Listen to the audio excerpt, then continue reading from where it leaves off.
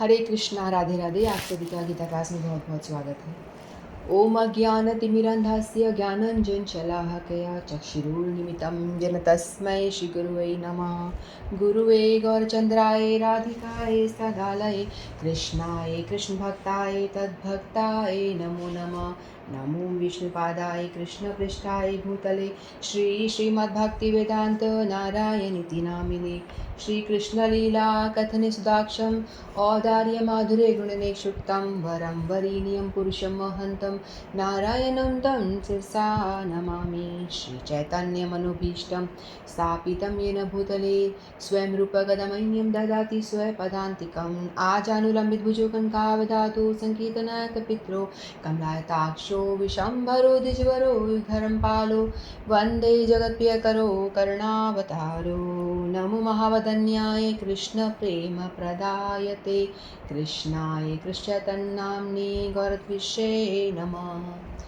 हे कृष्ण करुणा सिन्धो दीनबन्धो जगत्पते गोपेश गोपिकान्त राधाकान्त नमस्तुते।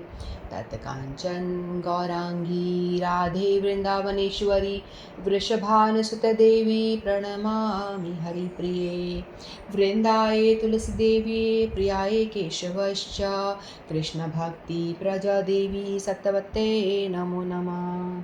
वाञ्छाकल्पतरुभ्यश्च कृपा सिन्धुभ्येव च पतितानां पावनेभ्यो वैष्णवेभ्यो नमो नमः। हरे कृष्ण कृष्ण कृष्ण हरे हरे हरे राम राम राम हरे हरे। जय जय श्री राधे। मैं सर्वप्रथम अपने परम आराध्यतम गुरुपाद पद्म नित्य लीला प्रविष्ट विष्णुपाद अष्टोत्तर षष्ठी श्रीमद् भक्ति वेदांत नारायण गोसाई महाराज जी के श्री चरणों में अनंत कोटि दंडवत प्रणाम करती हूँ। तत्पश्चात समस्त रूपानुगुरु परंपरा के चरणों में मेरा दंडवत प्रणाम। आप सभी भक्तों को मेरा यथायोग्य दंडवत प्रणाम। हरे कृष्णा। तो हम श्रीमद् भगवद गीता का अध्ययन कर रहे हैं।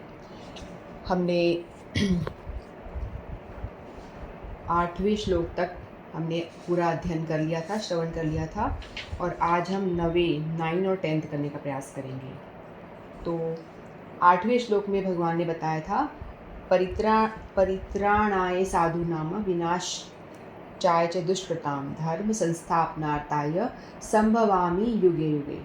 तो भगवान बता रहे थे कि मैं क्यों अवतार लेता हूँ, मेरा अवतार लेने का क्या कारण है। तो भगवान ने 3 कारण बताए थे। पहला तो कहा था कि भक्तों का उद्धार करने के लिए मैं जन्म लेता हूँ। फिर भक्तों का उद्धार करने यानी भक्तों को दर्शन देने जब मैं आता हूँ, प्रेम का आदान प्रदान करने, जो बहुत सारे भक्त हैं जो मेरे लिए बैठे हैं, मेरे लिए आंखें बिछाए बैठे हैं, मेरे विरह में तड़प रहे हैं, मुझे मेरे दर्शन चाहते हैं, उनके लिए मैं आता हूँ खास। फिर दूसरा, दुष्टों का विनाश करने। और जब मैं दुष्टों का विनाश करूँगा, जैसे रावण और कंस, इन सब का यदि विनाश होगा, जिन्होंने बहुत ही अधर्म को बढ़ा रखा है, तो अपने आप ही जब अधर्म का नाश हो जाएगा तो धर्म की स्थापना हो जाएगी। तो जब अधर्म का नाश होगा तो धर्म की अपने आप स्थापना हो जाएगी। तो भक्तों का उद्धार करने, दुष्टों का विनाश करने और धर्म की पुनः स्थापना करने के लिए मैं अवतार लेता हूँ, मैं बार बार आता हूँ। अब हम 9th श्लोक पे आते हैं। जन्म कर्म च मे दिव्य एवं यो वेति तत्त्वतः त्यक्त्वा देहं पुनर्जन्मा नैति मामेति अर्जुन। जन्म कर्म च मे दिव्य एवं यो वेति तत्त्वतः त्यक्त्वा देहं पुनर्जन्मा नैति मामेति अर्जुन। तो भगवान यहाँ अर्जुन को बता रहे हैं, हे अर्जुन, जो मेरे आविर्भाव और कर्मों की दिव्य प्रकृति को जानता है, वह इस शरीर को छोड़ने पर इस भौतिक संसार में पुनः जन्म नहीं लेता, अपितु मेरे सनातन धाम को प्राप्त होता है। तो भगवान यहाँ बता रहे हैं, पहले तो भगवान ने बताया कि मैं आता हूँ तो क्या करता हूँ, क्यों आता हूँ, ये बताया। अब भगवान यहाँ बता रहे हैं कि जब मैं जन्म लेता हूँ तो होता क्या है मेरे जन्म लेने से। तो भगवान कह रहे हैं कि जब मैं जन्म लेता हूँ और मैं आता हूँ तो लोग बाग मेरे साथ रहते हैं और मेरे साथ प्रेम का जो भक्तगण है मेरे सानिध्य को पाते हैं और बड़े प्रसन्न होते हैं। और जो भक्त होते हैं वो मेरे जन्म के विषय में जानते हैं और मेरे कर्म के विषय में भी जानते हैं और उनको पता होता है कि मेरा जन्म और कर्म दोनों ही दिव्य हैं। जैसे हम साधारण मनुष्य लोग जन्म लेते हैं तो हमारा जन्म किस तरह से होता है, क्योंकि हमने बहुत सारे पाप और पुण्य जो किए होते हैं उनका भोग करने के लिए, हमारे प्रारब्ध को भोगने के लिए हमारा जन्म होता है ना।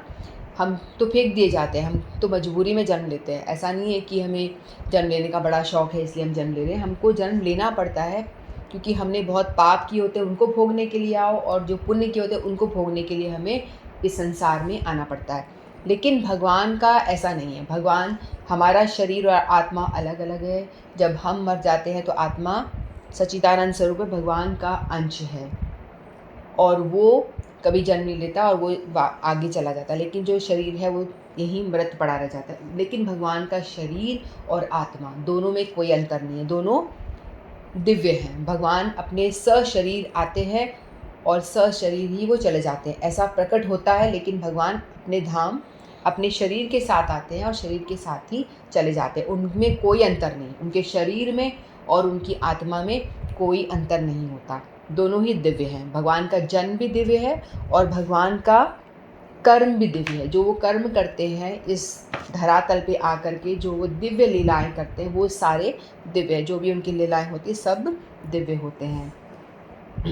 तो छठे श्लोक में भगवान के दिव्य धाम से उनके अवतरण की व्याख्या हो चुकी है। जो मनुष्य भगवान के आविर्भाव के सत्य को समझ लेता है वह इस भव बंधन से मुक्त हो जाता है। आविर्भाव यानी जन्म, भगवान का आना, भगवान का आना, प्रकट होना, और जाना यानी चले जाना, मुक्त। जो व्यक्ति ये जो भक्त ये जान जाते हैं भगवान का आना, दिव्य जन्म और उनके कर्मों के बारे में समझ जाते हैं तो उनका वो मुक्त हो जाते हैं और इस शरीर को छोड़ते ही तुरंत भगवान के धाम लौट जाते हैं। भव बंधन से जीव की ऐसी मुक्ति सरल नहीं है। निर्विशेषवादी तथा योगी जन पर्याप्त कष्ट तथा अनेकानेक जन्मों के बाद ही मुक्ति प्राप्त कर पाते हैं। इतने पर भी उन्हें जो मुक्ति भगवान की निराकार ब्रह्म ज्योति से तादात्म्य प्राप्त करने पर से रूप में मिलती है वह आंशिक होती है। देखो, भक्ति के 3 स्टेजेस होते हैं। जैसे होते हैं ना, प्राइमरी लेवल की पढ़ाई, सेकेंडरी लेवल की पढ़ाई और एक कॉलेज लेवल की पढ़ाई। 3 लेवल की पढ़ाई होती है। पहले हम प्राइमरी लेवल में क ख ग घ ABCD सीखते हैं। उसी तरह से भक्ति में भी 3 तरह के लेवल होते हैं। 3 तरह के लेवल कैसे? ब्रह्मेति, परमात्मेति और भगवानेति। यानी पहले जो लोग होते हैं भगवान है, जैसे सूरज होता है ना, सूरज की किरणें होती हैं और सूरज का एक लोक होता है, सूरज का जो लोक है। तो उसी तरह से जो किरणें सूरज में से निकल रही हैं वो हमें यहाँ धरती लोक तक दिखती हैं, है ना। तो उसी तरह से भगवान के शरीर में से जो तेज निकलता है, भगवान के शरीर में से जो प्रकाश निकलता है, तेज निकलता है, उसको कहते हैं ब्रह्म ज्योति। कुछ लोग होते हैं ना कि हम अपने आत्मा को पूरे भवों के बीच में टिकाना है, ऐसे मतलब ध्यान करते रहते बैठे बैठे, वो हमेशा ब्रह्म का ध्यान करते हैं, ब्रह्म एक ज्योति का ध्यान करते हैं। वो ज्योति है, ऐसे कुछ होता है ना कि दोनों भवों के बीच में ज्योति का ध्यान करो, भगवान है। तो वो जो ज्योति का वो ध्यान कर रहे होते हैं वो क्या होता है? वो होता है भगवान के शरीर में से जो प्रकाश निकलता है, तेज निकलता है, उसी को ब्रह्म ज्योति कहते हैं। तो कुछ लोग बस उतनी ही पढ़ाई करते हैं, उनको लगता है बस यही है, ब्रह्म ज्योति है जो है, हम मर जाएंगे उसके बाद में हम उसी में लीन हो जाएंगे। जैसे समुद्र में बुलबुला उठता है ना, समुद्र में हम बुलबुले उठते देखते हैं पानी के, लेकिन जब वो बुलबुले फूट जाते हैं तो पानी में ही वो मिल जाते हैं, मिक्स हो जाते हैं। तो जैसे उनका मानना ये होता है कि हम आत्मा है और हम जब मर जाएंगे तो हम भगवान परमात्मा में लीन हो जाएंगे, आत्मा परमात्मा में लीन हो जाएगी, हम मिक्स हो जाएंगे। बट ऐसा ये जो इनकी स्टडी है वो गलत है, ऐसा होता नहीं है। जीव अलग है और परमात्मा अलग, दोनों अलग है। और ये ब्रह्म ज्योति की बात हुई, उनका ज्ञान सही है, वो जो मान रहे हैं वो ज्योति की जो आराधना पूजा कर रहे हैं, वो तेज जो हालांकि निकल रहा है भगवान का ही तेज है। वो पढ़ाई उनकी ठीक है, मतलब निम्न स्तर की पढ़ाई है वो, लेकिन उससे ऊपर स्टडी है परमात्मा। अब परमात्मा क्या होता है? परमात्मा सर्वव्यापी है, यानी वो हर किसी के हृदय में व्याप्त है। जैसे हमने डिस्कस किया है ना, सेकंड अध्याय में पढ़ा था कि एक पेड़ पे दो तोते हैं। एक तोता जो है फलों को खा रहा है और दूसरा तोता है उसको सिर्फ देख रहा है। वैसे ही हमारे हृदय में, हमारे अंदर भी हमारी एक आत्मा होती है और एक परमात्मा होता है। परमात्मा यानी हम कहते हैं ना हम सबके अंदर भगवान है, ऐसा नहीं बोलते कि हम सभी में भगवान है। क्यों? भगवान वो है, परमात्मा रूप में हमारे अंदर व्याप्त है, कण कण में व्याप्त है, हर जीव में, हर व्यक्ति में, हर चीज़ों में भी व्याप्त है। तो वो परमात्मा है, हर चीज़ में अंदर व्याप्त है। तो परमात्मा देखता रहता है और जीव जो है वो एक्टिविटी करता है, क्योंकि वो अच्छे और बुरे पापों को भोग रहा होता है, अपने कर्मों के फलों को पाप रूप में और पुण्य रूप में भोगता है। कभी खट्टे फल खाता है, कभी कड़वे फल, कभी मीठे फल खा रहा होता है, वो पुण्य को भोग रहा होता है। तो बस और कभी जो अपने कर्म कर रहा होता है, अच्छे बुरे कर्म भी नए कर्म बना भी रहा होता है वो। तो जो परमात्मा है वो सिर्फ देखता रहता है कि ये जीव क्या कर रहा है, और वो सारा, जैसे हम कहते हैं ना कि आप कैमरे की नज़र में हो, आपने घर में कैमरा लगा दिया, दुकान में ज्वेलरी शॉप में आप जा रहे हो तो वहाँ पे सुनार की दुकान पे कैमरा लगा हुआ है। हम तो सोच रहे हैं कोई नहीं देख रहा, लेके भागो, लेकिन वहाँ लिखा होता है ना कि आप कैमरे की नज़र में हो, कोई भी गलत काम करोगे तो पकड़े जाओगे। वैसे ही हम सभी जीव, हमें लगता है कि हम अकेले में हैं, हमें कोई नहीं दिख रहा, लेकिन हम सबको ये पता होना चाहिए, जो भगवत गीता पढ़ते हैं उनको इस बात का पूरा ज्ञान होता है कि आप कैमरे की नज़र में हो, आप भगवान की नज़र में हो। आप कहीं पे भी छुप के चाहे कुछ भी काम कर लो, लेकिन आप बच नहीं सकते उस परमात्मा की नज़र से। इसीलिए कभी भी गलत काम करो तो सावधान हो जाना कि भाई मेरे को और कोई नहीं देख रहा, लेकिन परमात्मा देख रहा है, वो जो मेरे हृदय में विराजमान है और कण कण में विराजमान है, वो हमें देख रहा है। तो ये स्टडी हुई, एक हुई ब्रह्म ज्योति, दूसरा परमात्मा के विषय में जानना, उससे थोड़ा हायर स्टडी हो गई, क्योंकि वो जानता है कि परमात्मा सब में विराजमान है। फिर और उससे भी हायर लेवल की स्टडी जो होती है वो है भक्ति का तीसरा हायर लेवल, जो है वो भगवान के विषय में जानना, भगवान को एक इंसान रूप में समझना। भगवान को हम एक, जैसे हम हैं ना, हमारे 2 हाथ 2 पैर 2 आँखें, इसी तरह से भगवान को भी हम एक इंसान माने और उससे अपना एक कनेक्शन बनाएं। वो कैसे होगा? वो भक्ति, उसे वो एक लेवल की भक्ति है। जैसे कि हमने भगवान को माना कि 5 तरह की भक्ति, हम भगवान से कनेक्टिविटी बनाते हैं 5 तरह से। एक होता है दास्य रूप में, कि भगवान को हम दास माने, नहीं, भगवान हम दास बने, भगवान को भगवान माने कि मैं दास हूँ, तू ईश्वर है ना? जैसे हनुमान जी की जो भक्ति थी वो दास्य रूप में करते थे। वो अपने आप को दास समझते थे, प्रभु मैं दास हूँ, तुम ईश्वर हो, तुम जैसा कहोगे वैसा मैं करूँगा। जो हनुमान जी की भक्ति है वो दास्य रूप में है। फिर दूसरी तरह की भक्ति होती है वात्सल्य रूप में। वात्सल्य यानी एक होते शांत रूप में, एक शांत रूप में भी होती है, एक दास रूप में होती है, एक वात्सल्य रूप में। वात्सल्य में कि भगवान को आप बेटा मानो और खुद को माँ मानो, जैसे यशोदा माँ अपने बेटे को मानती थी ना, ये वात्सल्य भक्ति होती। कई भक्त होते हैं जो भगवान को बेटे के रूप में पूजते हैं, तू मेरा बेटा है, बेटे के रूप में सेवा करते हैं उनकी। और उसके ऊपर उठते तो फिर आती है साख्य रस की। पहले साख्य रस की आती है, शांत दास से सखा रूप में। सखा यानी फ्रेंड, भगवान को अपना फ्रेंड मान लेना कि मेरे फ्रेंड है। फिर सखा के बाद में आता है वात्सल्य यानी माता वाली भक्ति। फिर उसके बाद में आता है माधुर्य। माधुर्य यानी भगवान को अपना प्रेमी मान लेना, अपना पति मान लेना, ऐसे। तो ये 5 तरह की भक्ति होती है, शांत, दास्य, साख्य यानी सखा रूप में मानना, फिर वात्सल्य यानी माता वाला प्रेम, फिर माधुर्य यानी प्रेमी प्रेमिका वाला प्रेम। तो इन 5 तरह से हम भगवान से कनेक्ट हो सकते हैं। हमें देखना होता है कि हमारा कौन सा भाव है। हम भगवान को, हमारे अंदर एक भाव होता है, ऑलरेडी होता है, तो वो वाला भाव हमारा कौन सा है, तो हम उस भाव से कनेक्ट होते हैं भगवान से। सबसे हाईएस्ट लेवल का जो भाव होता है वो होता है माधुर्य भाव, क्योंकि माधुर्य जो शांत भाव जो होता है उसमें ऐसा कुछ नहीं है, बस हाथ जोड़ के प्रणाम वराम करना। फिर जो दास्य में होता है कि भगवान को सिर्फ एक ही मानना है कि तुम प्रभु हो, मैं, कोई उसमें कुछ लीला नहीं होती, कुछ एक्टिविटी नहीं होती। लेकिन उससे ऊपर जो होता है सखा रूप में जो मानते हैं, तो उसमें थोड़ा सा एक लेवल बढ़ जाता है। तो उसमें वो भगवान के साथ में खेलते हैं, मज़े करते हैं, उस तरह से जो भगवान से इस तरह से भक्ति करते हैं ना साख्य भाव में, वो भी भगवान के साथ में इसी तरह का आदान प्रदान करते हैं प्रेम का। उनसे आके बोलेंगे अरे यार तू तो मेरा दोस्त है, देख लेना मेरी ये प्रॉब्लम है, ऐसी आगे बात करेंगे।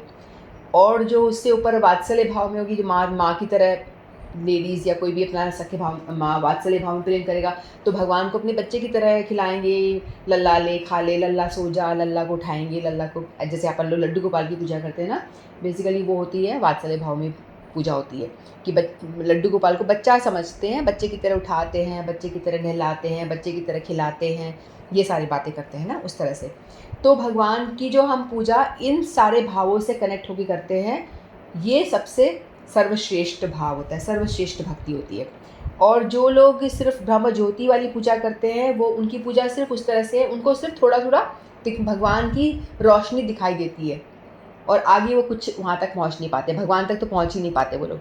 और जैसे योगी जन होते हैं ना, योगी लोग बहुत हज़ारों हज़ारों लाखों लाखों साल तपस्या करके जहाँ पहुँचते हैं, उतना जब पहुँचने के बाद में जो उन्हें मिलता है, क्या मिलता है उनको, फिर वो ब्रह्म ज्योति में लीन हो जाते हैं।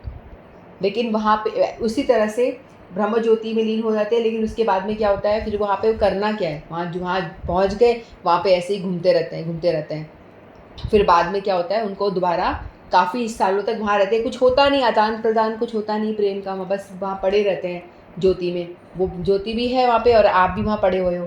फिर पड़े करोगे क्या, फिर कुछ होता नहीं एक्टिविटी करने को, फिर लाखों लाखों साल वहाँ पड़े रहते हैं, फिर वो दोबारा से गिर जाते हैं, यानी दोबारा से उनका जन्म हो जाता है। तो जैसे एक एरोप्लेन बम्बई से चला है और लंदन के लिए वो चला गया, तो वो ऊपर उड़ा है तो हमेशा थोड़ी उड़ता रहेगा, कहीं ना कहीं तो वो लैंड करेगा ही ना, कुछ तो एक्टिविटी करेगा, लैंड करेगा। इसी तरह से जो ब्रह्म ज्योति जिनको मिल जाती है, वो बहुत मेहनत करते हैं, बहुत तपस्या करते हैं, टांग पे खड़े हो जाते हैं और बहुत तपस्या, हज़ारों साल तपस्या करने के बाद में उन्हें मिलता क्या है, ब्रह्म ज्योति। और वहाँ वो देखते करें कि आप ऐसे ही घूमती रहती है आत्मा उनकी, फिर बाद में वो दोबारा से उनका गिर जाती है पृथ्वी पर और दोबारा जन्म होता है।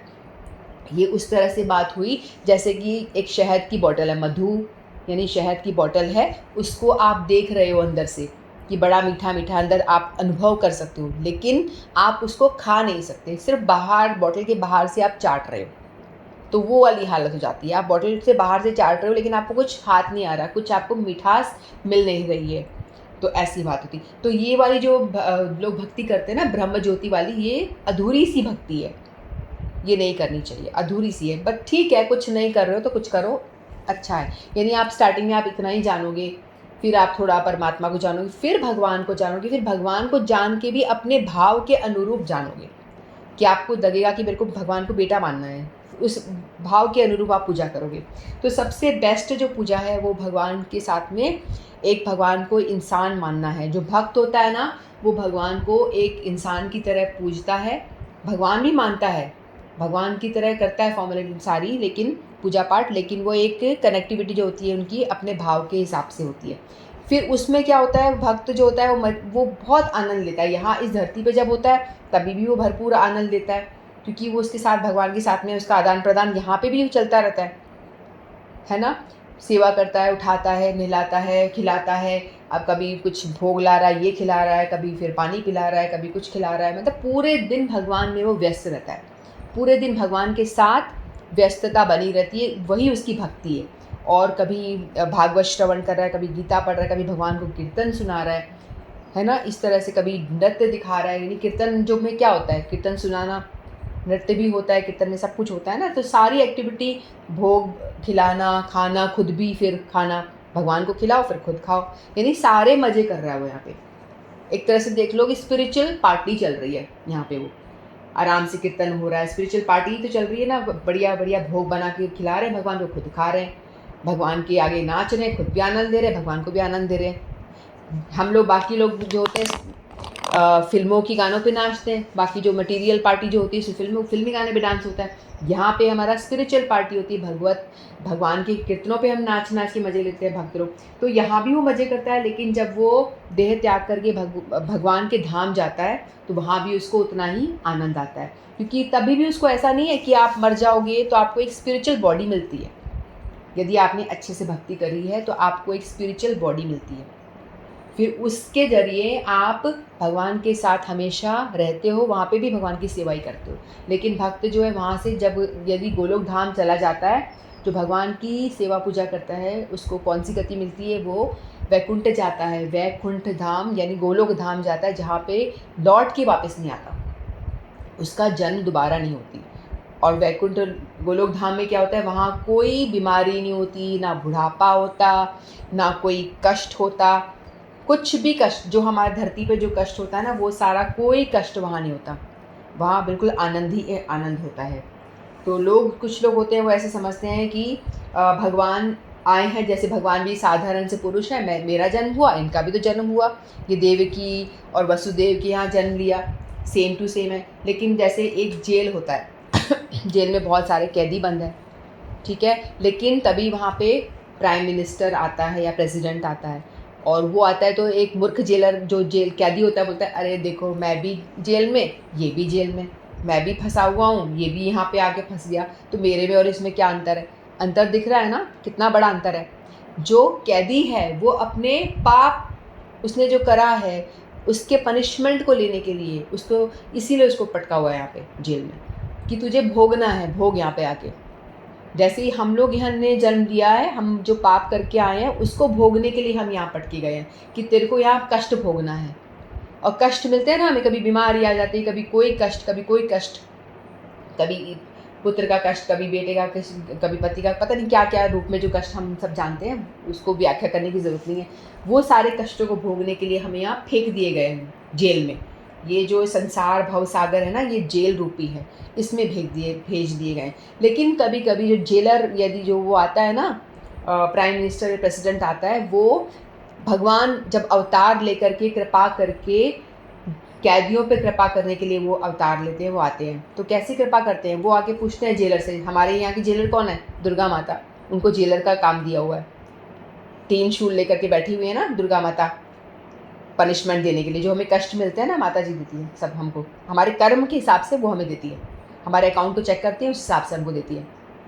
तो वो आके पूछते हैं जेलर से, भाई बताओ ये कैदी का कैसा बिहेवियर है, ठीक से तो रह रहा है? तो वो बताती है, हाँ ये जो व्यक्ति है, ये जो कैदी है, ये बहुत बढ़िया है, अच्छे से आचरण है उसका, बढ़िया आचरण कर रहा है, कोई गलत काम नहीं करता। तो बोलते ठीक है, प्रेसिडेंट के पास में पावर है, कहता ठीक है एक काम करो, इसकी जो सज़ा है 12 साल की सज़ा, इसको कम करके 1 साल कर दो, 1 साल में इसको रिहा कर दो। तो क्योंकि प्रेसिडेंट है, उसके पास पूरा पावर है, तो वो कर सकता है। ऐसे भगवान है, भगवान जब आते हैं इस धरती पर, भाव सागर में जब वो आते हैं हम लोगों पे, हम दया करने के लिए वो आते हैं, कि हम पे थोड़ा हमारी जो हम भुगत रहे हैं, जीव यहाँ पड़े हुए हैं, अपने कष्टों को भुगत रहे हैं, इनका कष्ट कम करने के लिए भगवान आते हैं। अपनी लीलाएं करते हैं, तो उनकी लीलाओं को हम सुनते हैं, है ना, उनकी लीलाओं को हम सुनते हैं। हम भगवान से रिलेटेड कोई भी काम करते हैं, उनकी कथा श्रवण करते हैं, उनके विषय में उनसे कनेक्टिविटी बना के रखते हैं, तो हमारे पापों का नाश होता है। जैसे हम ये भगवत गीता भगवान के मुख से बोली हुई वाणी है, भगवान ने ये शब्द जो हम श्लोक का उच्चारण करते हैं, ये सारे श्लोकों का उच्चारण भगवान ने स्वयं करा है, उनके मुख से निकले हुए शब्द हैं, इसीलिए इनका उच्चारण हम करते हैं। चाहे हमें समझ ना भी आए तो भी हम संस्कृत के श्लोकों का उच्चारण करते हैं, तो उससे हमारे कष्टों की निवृत्ति होती है, हमारे पाप कटते हैं। तो इसीलिए भगवान कृपा करके इस धरती पर अवतार लेते हैं, ताकि हम सभी जीवों पर वो कृपा कर सके और उनकी दिव्य लीलाएं हम सुन करके उनके बारे में हम भगवत भक्ति में लगे। तो जेलर कृपा करता है, लेकिन जो मूर्ख होता है वो ये समझता है कि ये भी मेरे जैसा, मैं भी, इसका भी जन्म हुआ, मेरा भी जन्म हुआ, लेकिन ऐसा होता नहीं। वो उन पे कृपा करने आता है, जो कैदियों की जो पाप है, उनकी जो सज़ा है उसे कम करने आता है। उसी तरह से अगर हम भगवत भक्ति करते हैं, भगवान आते हैं, हमें सिखाते हैं, तो हम भगवत भक्ति करते हैं, तो क्या होता है, हमारी सज़ा कम होती है। सज़ा क्या, हमें जो पाप कर्म हमें भोगना होता है ना, वो और कम होता है, कम हो जाता है। यदि जो डिवोटीज़ होते हैं, जो भक्त होते हैं, वो क्या करते हैं, हमेशा भगवान की भक्ति में लगे रहते हैं, उनके नाम जप में लगे रहते हैं, उनके गुण के विषय में बात करते हैं, उनके रूप के विषय में बात करते हैं, उनकी लीला के विषय में श्रवण करते हैं, तो हमेशा उनके गान में लगे रहते हैं। नाम रूप गुण लीला, इनके बारे में वो विस्तार से उनके श्रवण कीर्तन में लगे रहते हैं। और इस तरह से वो क्या होते हैं, जब वो अपने शरीर को त्यागते हैं तो मुझको ही पाते हैं, मेरे ही धाम को वापस आते हैं। अतः मनुष्य को, जो श्री कृष्ण को श्री भगवान के रूप में नहीं मानता, वे अवश्य ही तमोगुणी। जो भगवान को भगवान नहीं मानता, एक साधारण सा मनुष्य मानते हैं, वो तमोगुणी है, वो अधम व्यक्ति है। ठीक है, तो वो यहीं पड़ा रह जाता है और वो दुखों को भोगता है।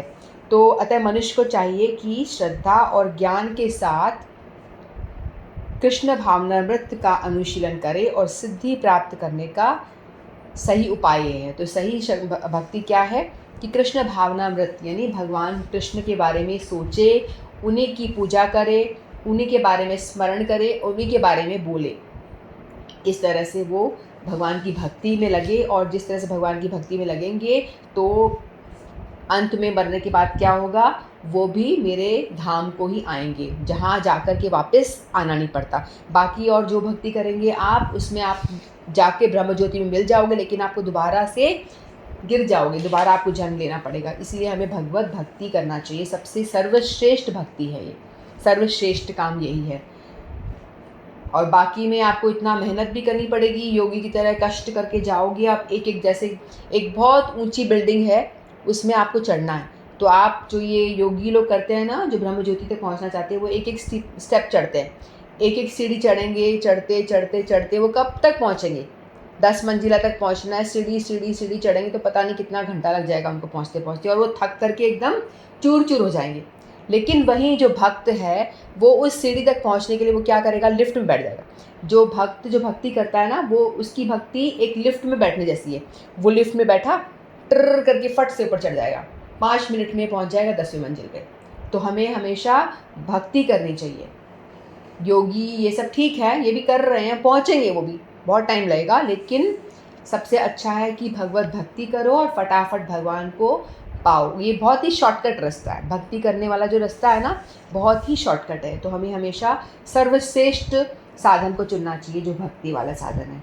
तो भगवान ने ये बताया, जो मेरे को जानता है, मेरे जन्म के विषय में जानता है और मेरे कर्म के विषय में जानता है, तो वो मुझको ही पाता है।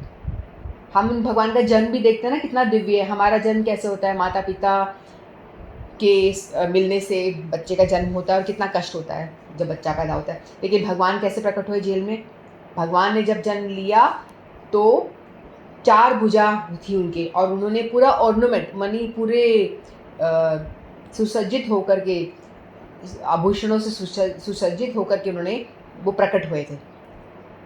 4 हाथ थे उनके, और बड़े 16 साल के युवक की तरह प्रकट, पहले छोटे से फिर बड़े हो गए थे।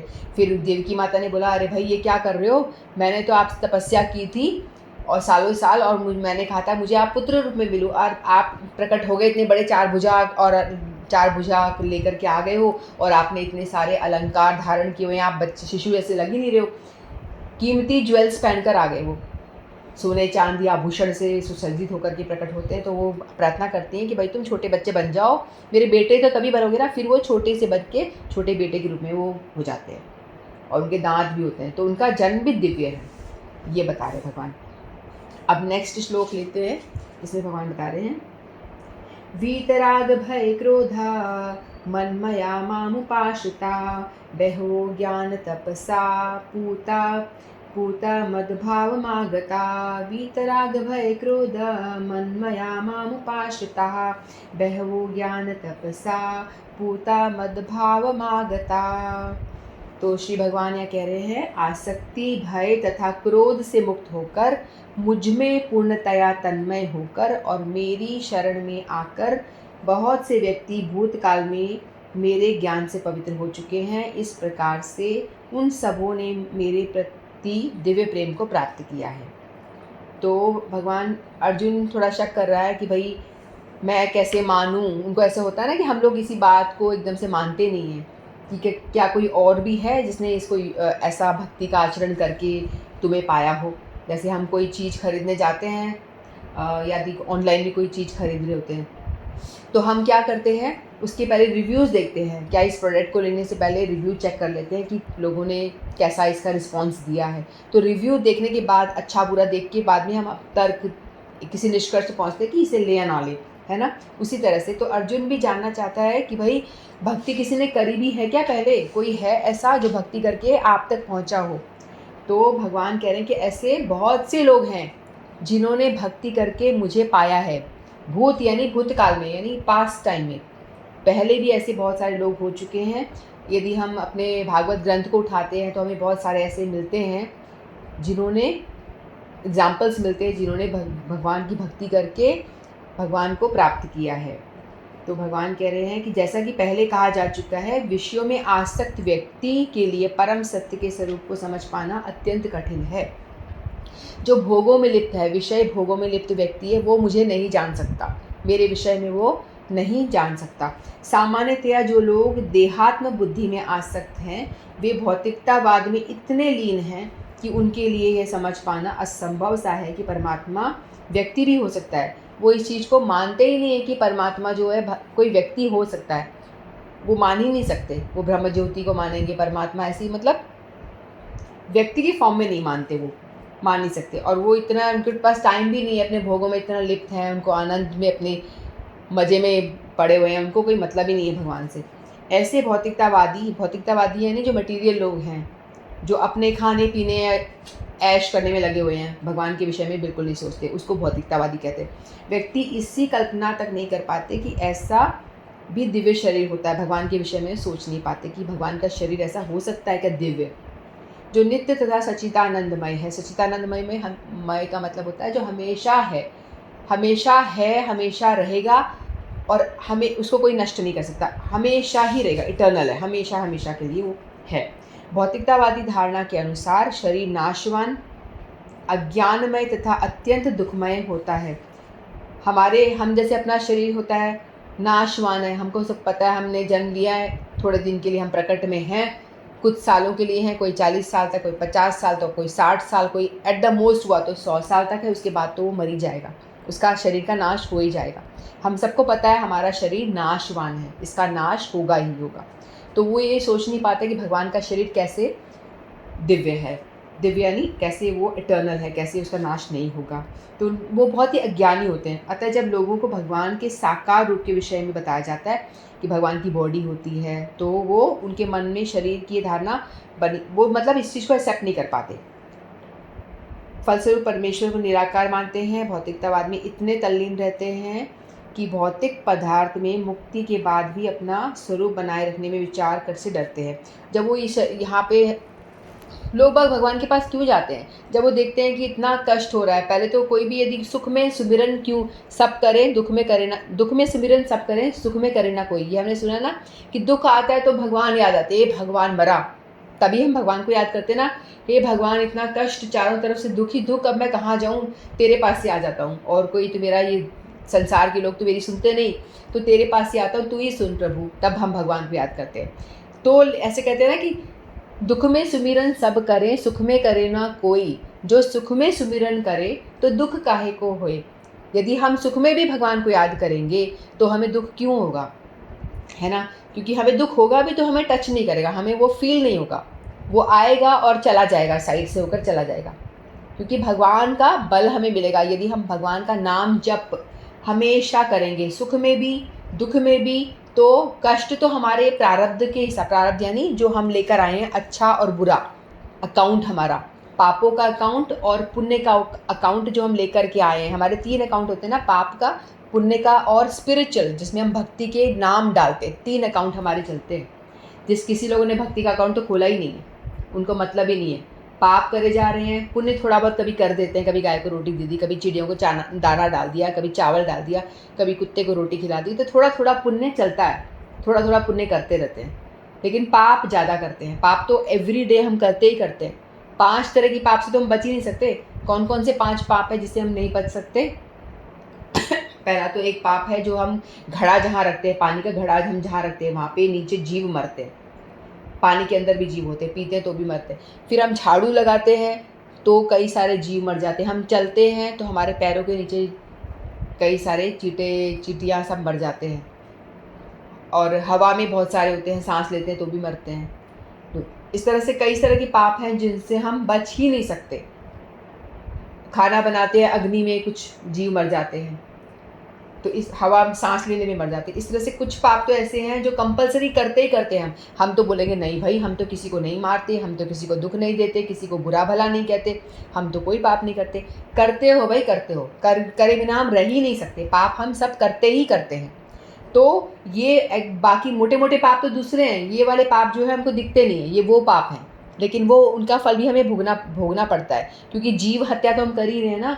हम जब जा रहे हैं, हमारे पैर के नीचे कितने चींटी मर जाते हैं। मैं तो दूध लेने निकलती हूँ तो देखती हूँ कितने सारे चींटियों को, कितना भी बच के चलो लेकिन वो मरते ही मरते हैं। हम का उड़ के तो जाएंगे नहीं, गाड़ी भी चला रहे हैं तो हमारे टायर के नीचे कितने मरते हैं। हम उड़ नहीं सकते ना, हमको मारना ही पड़ेगा। वो उन पाप से हम बच नहीं सकते, लेकिन उन पाप से यदि हमें बचना है तो इसका उपाय हमारे शास्त्रों में बताया। वो शास्त्रों में क्या उपाय बताया है? ये बताया है कि यदि आप एवरी डे 16 राउंड्स हरे कृष्णा महामंत्र की करते हो तो आपके ये जो कंपलसरी जो अनवांटेड पाप है जो आप नहीं करना चाहते वो आपसे हो जाते हैं, वो कैंसिल हो जाते हैं, उनसे आप बच जाते हो। लेकिन 16 राउंड्स बोला गया है, कम नहीं बोला गया है। 16 राउंड यदि आप एवरीडे करोगे, हर रोज़ 16 माला हरि नाम जप। जैसे ये महामंत्र कौन सा है? हरे कृष्णा कृष्णा कृष्णा हरे हरे, हरे राम राम राम हरे हरे। ये एक मंत्र हुआ। फिर नेक्स्ट बोलो, हरे कृष्णा कृष्णा कृष्णा हरे हरे, हरे राम राम राम हरे हरे। ये 2 नाम हुआ। इस तरह से दूसरा महामंत्र हुआ। ऐसे आपको 108 बार बोलना होता है, तो एक माला होगी। तो ऐसे आपको 16 राउंड करने होते हैं, तब जाके आपके जो अनवांटेड पाप जो आपसे हो जाते हैं, अनजाने में जो पाप हो जाते हैं, वो कैंसिल हो जाते हैं। लेकिन हम अनवांटेड जो अनजाने में जो पाप हुए हैं उनको कैंसिल करने के लिए हम तो 16 क्या, हम तो एक माला भी नहीं करते। अपने आप से पूछें, क्या हम कुछ कर रहे हैं प्रयास? अपने पापों से मुक्त होने के लिए कोई सा प्रयास कर रहे हैं क्या? लेकिन देखो, अगर जो नहीं कर रहे हैं ना, उन्हें करना चाहिए। जैसे भी हो, हमारा मन करे ना करे, अपने आप को धक्का मार के, क्योंकि अपने फ़ायदे के लिए, क्योंकि हम ही तो पाप से बचेंगे ना। अगर हम पाप से बचेंगे तो हमारे कष्ट जो हैं, जो हमारे पाप जो है हमारे कष्टों के रूप में आते हैं। कभी बीमारी हो रही, कभी सर दर्द, कभी पेट दर्द, कभी ये प्रॉब्लम, कभी वो प्रॉब्लम, कभी फ्रैक्चर, कभी एक्सीडेंट, पता नहीं क्या क्या, कभी कमर दर्द, पीठ दर्द, क्या क्या दर्द फर्द। ये सारे जो पाप हैं हमारे, जो हम एवरीडे कर रहे हैं और भी हम पूर्व जन्मों में करके आ चुके हैं, वो सबका भुगतान हमें करना पड़ रहा है। जो हम करके आ चुके हैं उनको तो कैंसिल नहीं कर पा रहे हैं, उनको तो भोगना ही पड़ेगा, ऑप्शन ही नहीं है। लेकिन जो आगे हमारे पाप बन रहे हैं अनजाने, उन्हें तो अवॉइड कर सकते हैं। उन्हें अवॉइड करने के लिए हर रोज़ 16 माला जप करना बहुत ज़रूरी है। ये हमारे शास्त्रों में शास्त्रों में तो 16 माला का जप नहीं बोला गया है, लेकिन भगवद गीता में बोला गया सततम कीर्तनम माम। भगवान बताएंगे अर्जुन को कि आप सततम यानी हर सांस के साथ मेरा नाम लो। 16 नाम तो हम कह रहे हैं कि 1-2 घंटे कर लो, हो गया, 1-2 घंटे नाम ले लो, हो गया। मिनिमम हमारे गुरु वर्गों ने मिनिमम करके बता दिया हमको कि 1-2 घंटे कर लो, चलो इतना भी काफ़ी, तुमसे नहीं हो पाएगा।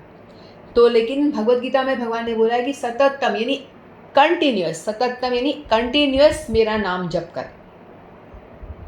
1 घंटा नहीं, 2 घंटा नहीं, कंटिन्यूअस। तेरी सांस जैसे तू ले रही है तो ऐसे हरे कृष्णा या हरे राम राधा राधा श्याम जो भी आप नाम जप करें, वो आप सिर्फ विष्णु तत्व का ही नाम लेना है। तो आपको हर क्षण लेना है कि पता नहीं कौन सी अगले क्षण आपकी मृत्यु आ जाए, हमें नहीं पता ना। अभी बैठे बैठे मैं बोल रही हूँ, हार्ट अटैक हो जाए, अभी एकदम से टाइम बोल जाए, तो हमें पता नहीं है कब हम मर जाएं, एक क्षण का भी पता नहीं है।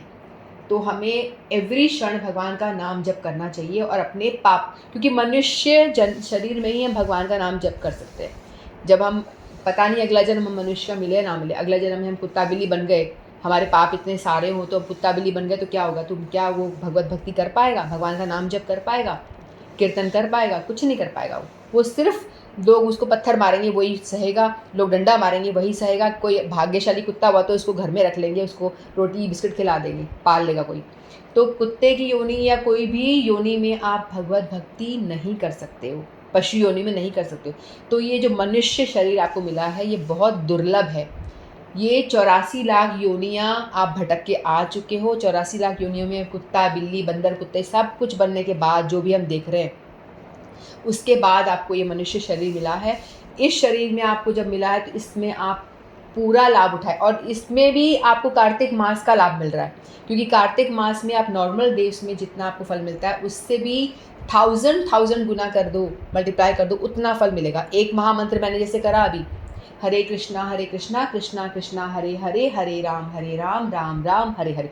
अब मुझे क्या हुआ, 1000 नाम बोलने का फल मिल गया है, 1000 नाम बोलने का फल मुझे तुरंत मिल गया। ऐसे यदि आप बोलोगे तो आप, क्योंकि कार्तिक मास में स्पिरिचुअल बेनिफिट मिलता है आपको, स्पिरिचुअल डिस्काउंट मिला हुआ है, भगवान ने दिया हुआ है कि भगवान जीव बहुत दुखी है तो कुछ कुछ भगवान ना ऑफर देते रहते हैं, ऑफर स्पिरिचुअल ऑफर देते रहते हैं कि चलो ये अब इस समय तुम ज़्यादा कर लो, ग्रेस मार्क्स मिल जाएगा आपको। मैडम नहीं पास करती ग्रेस मार्क दे के 35 से 5 मार्क्स ग्रेस देखो, चलो निकालो आगे बढ़ जाओ, आगे क्लास में डालो। उसी तरह से भगवान भी ग्रेस मार्क, भैया ये नहीं कर पा रहा कुछ भी, तो कभी कार्तिक मास को भेज देते, कभी चतुर्मास को भेज देते हैं कि भाई इस समय करोगे तो आपको बहुत ज़्यादा फ़ायदा होगा। लेकिन हम जीव ऐसे हैं कि भगवान कितना भी हमको ऑफ़र देते रहें, कितना भी हम जीव फिर भी सोते रहेंगे। कौन जल्दी उठे, कौन माला जप करे, छोड़ो यार टीवी देखो आराम से, कौन करे, यही हमारा एटीट्यूड होता है ना, मेरा ही बता रही हूँ मैं आपका नहीं। तो हम ऐसे अपने आप को हमें समझा, मैं जो बोल रही हूँ मैं अपने आप को समझा रही हूँ, आपको तो बाद में समझाऊंगी, खुद समझा रही हूँ कि हम अपने आप को पुश करना चाहिए। भाई देख कार्तिक मास चल रहा है, 16 माला नहीं तो जितना ज़्यादा कर सके उतना कर, क्योंकि आपको 1000 मल्टीप्लाई होकर मिलेगा भाई। तो इस चीज़ का फ़ायदा उठाना चाहिए, छोड़ना नहीं चाहिए इस मौके को। तो हमें इसको पकड़ के रखना चाहिए, ज़्यादा से ज़्यादा हरि नाम करो, ज़्यादा से ज़्यादा भक्ति करनी चाहिए हमको, ताकि हमें पाप कटे और हमें स्पिरिचुअल अकाउंट भी हमारा कुछ भरे, जो खाली पड़ा हुआ है ना। पाप पुण्य तो हमारा बढ़ते जा रहा है, पाप वाला सबसे ऊंचा है, पुण्य वाला नीचा है, और स्पिरिचुअल वाला 0 है, जिसमें हम देखो कि हमने आज के दिन में कितने नाम डाले। जो डल गया वो परमानेंट होगा। तो ये भी कोशिश करें कि स्पिरिचुअल अकाउंट में क्या डल रहा है। आज हम भगवद गीता क्लास ले रहे हैं, ये डल रहा है, श्लोक याद करेंगे वो डलेगा। तो ये सारी चीज़ें हमारे स्पिरिचुअल अकाउंट में जा रहा है, जो हमें हमेशा बना रहेगा, कभी भी उसका नाश नहीं होगा। निराकार शून्य में तदाकार होना पसंद करते। कुछ लोग ऐसे होते हैं, बोलते शरीर मिलकर तो बहुत कष्ट मिलता है, शरीर का नाश हो जाए, भगवान ये ऐसे नहीं करते हम, हे भगवान इतना कष्ट है, आत्महत्या कर लेती हूँ मैं तो, या कर लेता हूँ तो ये शरीर ही खत्म तो कष्ट खत्म। ये मानना एकदम गलत है। हमारा शरीर भले कष्ट खत्म हो जाएगा, लेकिन हमारे जो शरीर का जो भुगतना है ना, वो हमें ख़त्म नहीं होगा। किसी कोई आत्महत्या करके मर भी जाता है ना, तो उसको एक यातना शरीर मिलता है, यातना शरीर मिलता है, तो उसमें भी इतना भगवान कष्ट देते हैं, उसमें तो वो शरीर मरेगा भी नहीं, यातना शरीर में मरता भी नहीं है, लेकिन उसको सारे कष्ट भोगने पड़ते हैं। तो इसलिए आत्महत्या जो लोग कर लेते हैं ना, वो भी बहुत बड़ा अपराध करते हैं, क्योंकि वो भगवान बोलते हैं कि तेरे को क्या राइट है कि मैंने तेरे को शरीर दिया है, तू अपने आप नष्ट करे। तो उसको डबल और कष्ट भोगना, यहाँ जो भुगत रहा होता है ना, उसका भी हज़ारों गुना ज़्यादा यातना शरीर के थ्रू मिलता है, तो हमें भुगतना ही पड़ता है। तो हम सोच ही नहीं सकते कि ये शरीर, तो जो ब्रह्म ज्योति को मानते हैं ना, वो यही सोचते हैं कि यह शरीर में इतना कष्ट है, भाई भगवान हमको तो अपने में मिला लेना, नहीं कष्ट भोगना, इन कष्टों से दूर होना है। कष्ट पड़ते तो हम ब्रह्म ज्योति को मानते हैं कि भाई अपने ब्रह्म में लीन हो जाएंगे हम, तो कोई कष्ट नहीं होगा। और वो ये बात सोच ही नहीं पाते कि भाई दूसरा शरीर, आप मर जाओगे तो आपको स्पिरिचुअल बॉडी मिलेगी, उसके साथ आप भगवान के साथ, तो वो उससे भी डरते हैं, अरे नहीं फिर से बॉडी मिलेगी, नहीं फिर से कष्ट भोगना पड़ेगा। तो इसलिए वो ब्रह्म में ही लीन रहना चाहते हैं।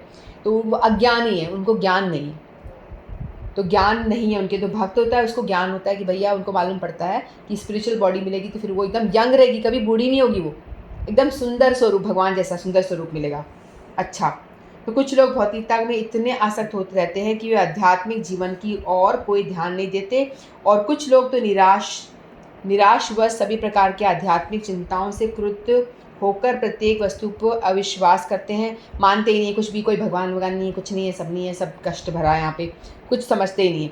अतः अंतिम कोटि के लोग किसी मादक वस्तु द्वारा कुछ नशा करने लग जाते हैं कि बड़ा भूल गए, कष्टों को भूल गए, आराम मिल रहा है, मतलब छोटा मोटा टेम्परेरी सोल्यूशन ढूंढते हैं, नशा करके भूल जाते हैं ना, गम भुलाने के लिए पीता हूँ, फिल्मों में देखा है ना।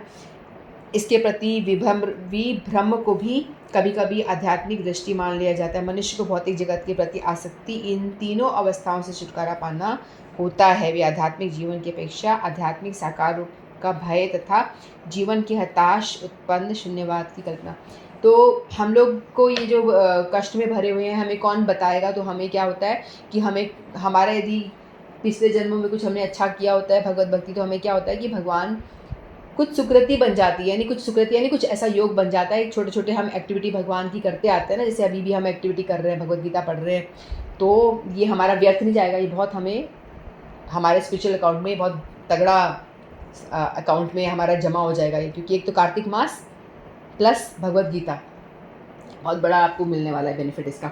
तो हमें इससे फलस्वरूप हमें क्या होता है, भगवान कृपा करके हमें कोई प्रमाणिक गुरु के पास भेजते हैं, हमारे प्रमाणिक गुरु हमें मिल जाते हैं। और प्रमाणिक गुरु क्या होता है, भगवान की जो कृपा मूर्ति होती है ना, वो गुरु के रूप फॉर्म में यहाँ जन्म लेती है। भगवान ही भेजते हैं गुरु वर्गों को कि जाओ इस जीव पे कृपा करो, इसको बताओ कैसे भक्ति करनी है, इसको खींचो ताकि ये भक्ति करे और बाहर निकल के आए, इस जंजाल से निकले। तो सदगुरु मिलते हैं हमें, सदगुरु मिलने चाहिए। ऐसा नहीं कोई भी पाखंडी गुरु भी होते हैं बहुत ज़्यादा, तो तिलक कंठी लगा के बैठे होते हैं, लेकिन अंदर क्या है हमें नहीं पता। सदगुरु को पहचानना होता है कि देखना होता है जो खुद कह रहा है वो क्या खुद कर रहा है, हमसे कह रहा है 16 माला जपो, क्या वो खुद जप रहा है, हम जो खुद आदेश दे रहा है वो खुद भी पालन कर रहा है कि नहीं कर रहा, वो चीज़ देखनी होती है। कई तो होते हैं बस दूसरों को आदेश दे दिया, खुद कुछ नहीं करते, तो वो गुरु नहीं होते, वो पाखंडी होते हैं। तो पाखंडियों से बचना होता है। गुरु को क्या बोलते हैं ना, पानी पियो छान कर, गुरु करो जान कर। गुरु बनाते तो बहुत जानना होता है कि ये सचमुच में शुद्ध गुरु है कि नहीं, ये हमें जो बोल रहा है खुद कर रहा है कि नहीं, वो चीज़ देखना होता है। उसके बाद ही गुरु बनानी। फिर गुरु बनाने के बाद में उसको भगवान की तरह ही ट्रीट करना होता है, और भगवान की तरह ही उनकी सारे आदेशों का पालन करना चाहिए। फिर भगवान हमको कोई वैष्णवों के पास, वैष्णव यानी जो भगवान विष्णु भगवान की पूजा, कृष्ण की पूजा करते हैं, वो वैष्णव होते हैं, तो वो उनसे मिलवा देते हैं। वो आपको धीरे धीरे उनको देख वैष्णवों को देख करके हम भक्ति में आगे बढ़ते हैं। जो अज्ञानी होते हैं ना, जो पढ़े होते हैं, वो कुछ नहीं कर रहे होते हैं, तो उनको यदि उनकी कुछ अच्छी सुकृति होती है तो वो किसी वैष्णव से टकरा जाते हैं और वो उनको किसी गुरु तक ले जाता है। फिर वो धीरे धीरे मतलब एक एक स्टेप पकड़ करके वो भक्ति में लगना शुरू होता है। फिर इस तरह से भक्ति करते करते वो एक एक स्टेप आगे बढ़ता है। फिर उसको जाके देखता है, कथा सुनता है, उसको आनंद आता है, वह बहुत अच्छी बातें बताई हैं। फिर वो सोचता है कि हाँ मैं भी करूँगा, मैं भी करने वाली हूँ, अच्छा दीप दान करना चाहिए, तो मैं भी, जैसे कार्तिक मास चल रहा है तो हम सबको दीप दान करना चाहिए, रोज़ करना चाहिए। तो फिर ऐसे करते करते उसका जो मानसिक स्तर, भक्ति का लेवल एक एक स्टेप बढ़ता जाता है। सबसे पहले क्या होता है सबसे पहले श्रद्धा जगती है, श्रद्धा जगती है कि हाँ सही बोल रहे हैं, भगवान में श्रद्धा होती है। फिर हम साधु संग करना चाहते हैं कि हमें थोड़ा भगवान में विश्वास तो हो गया, भगवान कृष्ण है, तो हम और जानना चाहते हैं कि कैसे हमको मालूम पड़े भगवान के विषय में। तो हम कहीं ना कहीं कथा, जैसे हम कोशिश करते हैं, कथा सुनते हैं, हमारे गुरु की कथाएं आती हैं, हम रोज़ सुनने की कोशिश करते हैं कि आगे हम नेक्स्ट क्या करें। फिर हम भजन करना शुरू करते हैं, भजन क्रिया होती है। फिर अनर्थ निवृत्ति, हमारे अंदर जो बहुत सारे अनर्थ भरे हुए हैं ना, अनर्थ के काम, क्रोध, लोभ, मोह, मत्सर, मानी ईर्ष्या, द्वेष, ये सारे भरे हुए हैं। जब ये सारे हमारे भजन करते करते हम हरि नाम जप करेंगे तो धीरे धीरे ये कम होंगे। जितना हम अपना भजन बढ़ाएंगे, हमारा ये अनर्थ जो हमारे अंदर ये काम, क्रोध, लोभ, मोह, माया, ये सब भरे हुए ना, ये धीरे धीरे मरने लगते हैं। नाम अटैक करता है, नाम जैसे तीर की तरह अटैक करेगा और वो धीरे धीरे मरना शुरू हो जाते हैं। फिर निष्ठा हमारी एकदम दृढ़ हो जाती है। फिर हमारी रुचि होती है। ये भक्ति के 9 अंग, 9 स्टेजेस बताएंगे। श्रद्धा, साधु संग, भजन क्रिया, अनर्थ निवृत्ति, निष्ठा, रुचि, आसक्ति हो जाती है। फिर बाद में भगवान में आसक्ति हो जाती है। फिर भाव से हम फिर प्रेम होता है। तो ये अलग अलग स्टेप होते हैं। जैसे हम भक्ति करेंगे तो एक एक स्टेप हम आगे बढ़ते जाएंगे। तो इस तरह से जीव जो होता है अपने प्रेजेंट जो अटैचमेंट होता है हमारी चीज़ों से, उससे मुक्त होता है। पास्ट के जो हमसे किसी से दुश्मनी हो रखी होती है, हमसे उससे ग्रजेस, द्वेष करते हैं, उससे मुक्त होता है। और हमें फ्यूचर का डर लगा रहता है कि भविष्य में हमारे साथ क्या होगा, बुढ़ापे में बच्चे मेरा साथ देंगे नहीं, मेरे पास पैसा है कि नहीं, बुढ़ापा कैसा जाएगा, ये सारी प्रॉब्लम से हम छूट जाते हैं। प्रेजेंट जो अटैचमेंट होता है, मेरा घर, मेरे बच्चे, मेरा ये, मेरा जो होता है ना, ये अटैचमेंट, इससे दूर होता है। पास्ट जो किसी से द्वेष, लड़ाई झगड़ा हो गया, उससे दूर कर, धीरे धीरे करके वो इन सब चीज़ों से, बंधन से मुक्त होता है। जैसे जैसे आप नाम जप करेंगे तो आप इन सारे बंधनों से मुक्त होते चले जाएंगे। और इसलिए भजन करते करते फिर क्या होगा, भगवान बोलते हैं कि पहले भी भजन करके लोगों ने मुझे पाया है, वीत यानी भय से मुक्त हो गए, क्रोध से मुक्त हुए हैं। तो आगे भी बहुत सारे ऐसे एग्जाम्पल हैं, ध्रुव महाराज हैं, सुखदेव गोस्वामी ने परीक्षित महाराज को दिया था भाषण। इस तरह से बहुत सारे जो है भक्तगण हैं वो मुझे पाए हैं, भक्ति करके मुझको प्राप्त किया है। तो ऐसे आप भी यदि भक्ति करोगे, इस मार्ग पे चलोगे, तो 100% गारंटी है कि आप भी मुझे ही पाओगे और ये सारे अनर्थ दूर हो जाएंगे, आपके क्रोध मोह माया सब दूर होगी और आप मुझे ही प्राप्त करोगे। तो भगवान ने ये बताया। इतना ही कहकर मैं वाणी को विराम देती हूँ। वांछा कल्पतरुभ्यश्च कृपा सिंधुभ्येव च पतितानां पावनेभ्यो वैष्णवेभ्यो नमो नमः। श्रीमद् भगवद गीता की जय। समस्त भक्त वृंद की जय। आप सभी की जय। हरे कृष्णा।